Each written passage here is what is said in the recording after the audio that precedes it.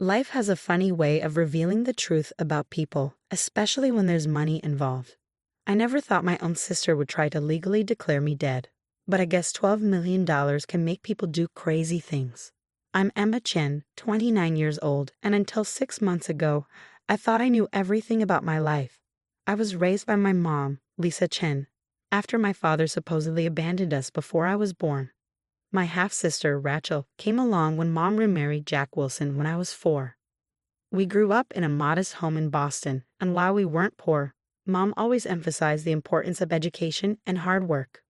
What none of us knew was that my biological father, David Thompson, had been searching for us for years. Mom had disappeared while pregnant with me, thinking she was protecting us from what she believed was his controlling family. The truth, as I would later learn, was far more complicated. But let me start with the day everything changed. I'd spent the last 5 years building my photography career, traveling to remote corners of the world capturing images for National Geographic and other major publications. My latest assignment took me to the Himalayan mountains, documenting traditional villages that were adapting to climate change. It was challenging work. No reliable phone service, spotty internet at best, and days of hiking between locations. Rachel had always been jealous of my glamorous career, though she never understood the countless nights I spent sleeping on frozen ground or the years of unpaid internships it took to get here. She chose a different path, working as a real estate agent and marrying Tom, a struggling day trader with expensive tastes. The last time I spoke to Mom was 3 months into my assignment. She sounded strange on our satellite phone call, emotional but trying to hide it. "Emma, honey," she said, her voice crackling through the poor connection. "There's something important I need to tell you when you get back. Something about your father." "Mom, you're breaking up," I replied, struggling to hear her through the static. "Is everything okay?" "Yes, just come home soon. I love you." Those were her last words to me. 2 weeks later, while I was in a remote village with no communication, Mom had a sudden heart attack. By the time I made it back to civilization and checked my messages, she had been gone for 10 days. I immediately began the long journey home, but travel from remote Nepal isn't simple. Delayed flights, missed connections, and monsoon weather stretched my return into a 3-week ordeal. What I didn't know was that Rachel had already set her plan in motion. You see, 6 months before Mom's death, she'd received a letter from a prestigious law firm. My biological father, David Thompson, had finally tracked us down. He was a federal judge now and had never stopped looking for us. More importantly, he'd recently been diagnosed with terminal cancer and wanted to make things right. He'd set up a trust fund for me, $12 million, plus properties in 3 states. Mom had been processing this information, trying to figure out how to tell me the truth about my father when she passed away. Rachel found the letter while going through Mom's papers. And that's when she saw her opportunity.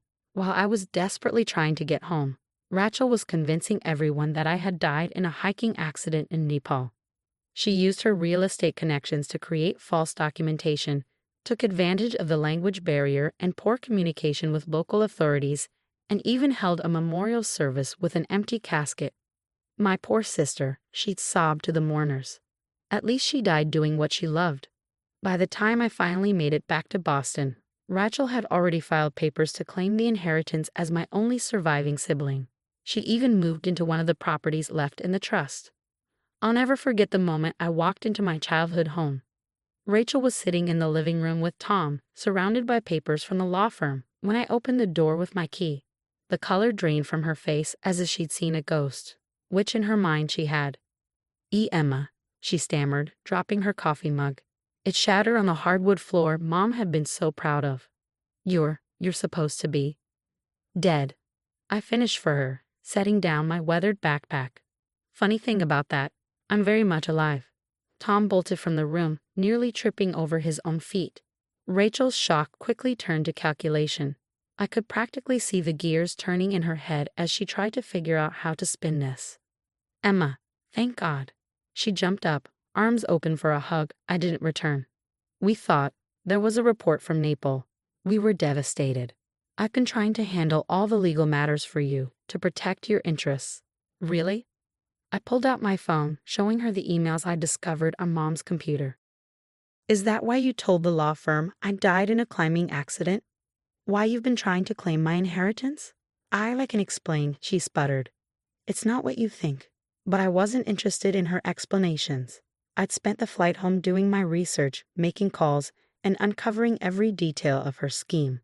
What I discovered wasn't just fraud, it was a calculated plan that had started even before Mom's death. What Rachel didn't know, what none of us had known, was that I wasn't the only one who had inherited my biological father's methodical nature and attention to detail, and I was about to show my dear sister exactly what that meant. Pack your bags, I said calmly, pulling out a formal-looking document. You have 24 hours to vacate this property, and Rachel, don't bother trying to run. The FBI is already investigating the false death reports you filed. She lunged for the document in my hand, but I stepped back. You can't prove anything. It was a misunderstanding. I was trying to protect our family's interests. I smiled, thinking of the meeting I had scheduled for the next morning. Actually, I can prove everything. And you're about to learn exactly who you've been trying to steal from. What happened next would shake our family to its core, expose decades of secrets, and lead to a courtroom confrontation that nobody saw coming. But that's where the real story begins. The next morning, I walked into the federal courthouse in downtown Boston, my heart pounding but my steps steady. Rachel had spent the night calling everyone she knew, trying to find a lawyer willing to defend her misunderstanding. She'd even tried convincing our stepdad, Jack, to reason with me. Emma, please, he'd begged over the phone. Rachel made a mistake, but she's still your sister. No, Jack, I'd replied firmly. A mistake is accidentally damaging someone's car. She tried to legally declare me dead. What Rachel didn't know was that I'd already been in contact with Judge David Thompson's office. When I couldn't reach Mom during my trip, I finally opened that email I'd been avoiding. The one from the law firm explaining my father's search for me. After confirming Mom's death, I'd reached out to them. The security guard at the courthouse entrance did a double take when he checked my ID. Miss Chen, or should I say Miss Thompson, he said with a knowing smile. You look just like your father. I was directed to a private chamber where a tall, distinguished-looking man in his early 60s stood looking out the window. He turned as I entered, and I felt my breath catch. It was like looking at an older, male version of myself.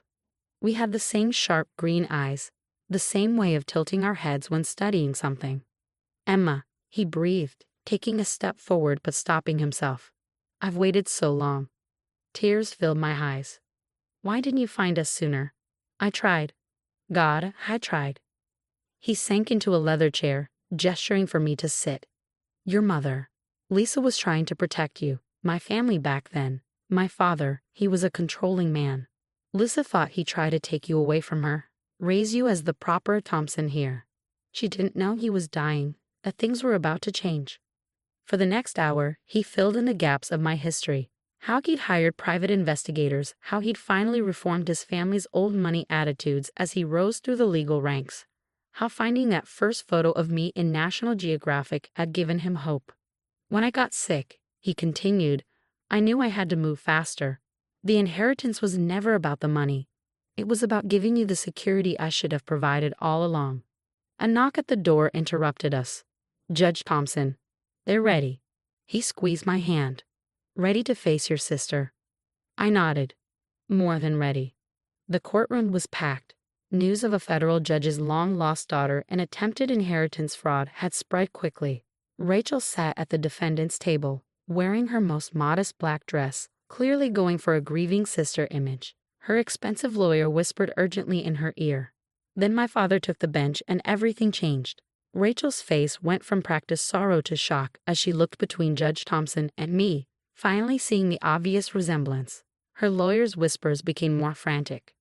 This emergency hearing will address the fraudulent death declaration of Emma Chen, also known as Emma Thompson, and the attempted theft of her inheritance through false documentation.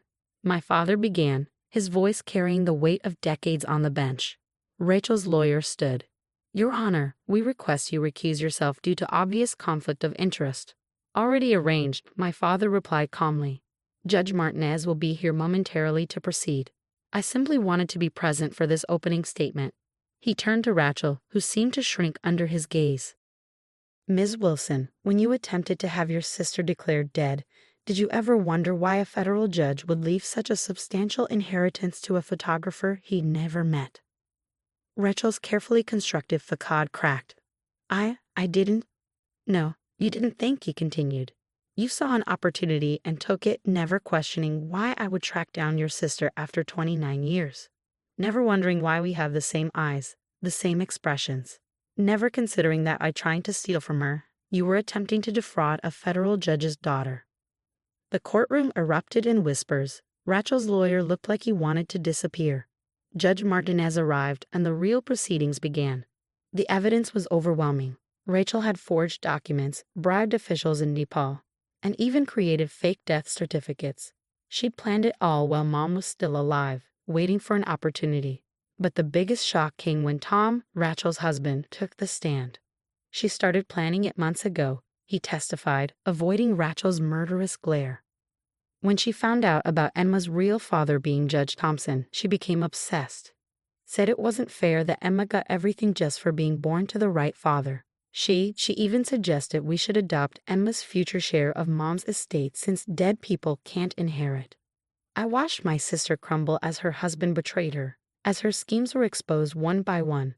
The woman who'd once been my childhood playmate, who borrowed my clothes and shared my secrets, was revealed as a stranger. The judge's verdict was swift and severe. Rachel was facing criminal charges for fraud, forgery, and filing false reports. She'd have to repay all the money she'd spent from the properties she'd illegally occupied. Her real estate license was suspended pending further investigation. But it was our stepfather's words in the hallway afterward that truly ended things. Your mother, Jack said, tears in his eyes. She wanted to tell you about Judge Thompson for years. She was so proud of you, Emma. Rachel, she knew that. She knew and still chose to do this. I can't defend her anymore. Rachel was led away in handcuffs, sobbing not from remorse, but from being caught. As she passed me, she hissed, You think you're better than me now? With your fancy real father and millions? I looked at my sister, really looked at her, and felt only pity. I was never competing with you, Rachel. You were the only one keeping score. The aftermath changed everything. Judge Thompson, Dad, and I began the slow process of building a relationship. He retired from the bench to focus on his health and making up for lost time. The treatments were working better than expected, giving us precious months to connect. I kept my photography career but established a foundation in Mom's name, providing scholarships for young photographers from underprivileged backgrounds. One of Dad's properties became a gallery showcasing their work. Rachel was sentenced to 5 years in prison for her crimes. Tom filed for divorce and cooperated with authorities in exchange for leniency. Jack visits her sometimes, but our family will never be the same. Last week, I found an old photo album in Mom's things. There was a picture of Rachel and me as kids, grinning with ice cream-covered faces, genuinely happy in each other's company. I thought about showing it to her during visiting hours, but decided against it. Some things, once broken, can't be fixed. But other things, like my newfound relationship with my father, prove that it's never too late for a new beginning. Dad and I often sit in his study, sharing stories and making up for lost time. You know, he said recently, your mother was right to be worried about my family back then. But she was wrong about one thing. Running away didn't prevent you from becoming a Thompson. You've got our spirit, our sense of justice.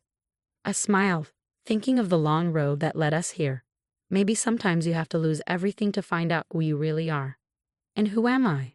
I'm Emma Chin Thompson, daughter of a mother who protected me and a father who never stopped searching. I'm a photographer who captures truth through my lens and a woman who learned that real family isn't about blood or money, it's about choice. As for Rachel, I heard she's writing a memoir in prison about family betrayal. I wish her well, but some stories don't need to be rewritten. Sometimes the truth is enough.